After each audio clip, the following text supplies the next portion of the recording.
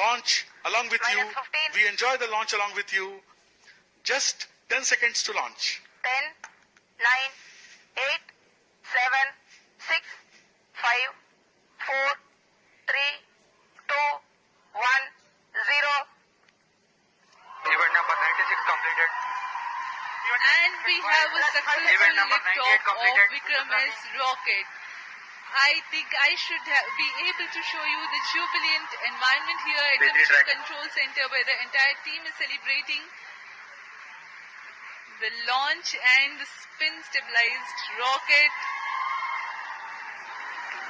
The views from the launcher camera.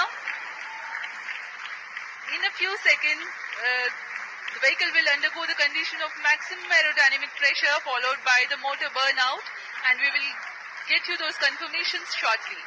The vehicle will experience Qmax around 15 seconds, and at the same time maximum aerodynamic loads will occur. Just to remind the viewers, this is an aerodynamic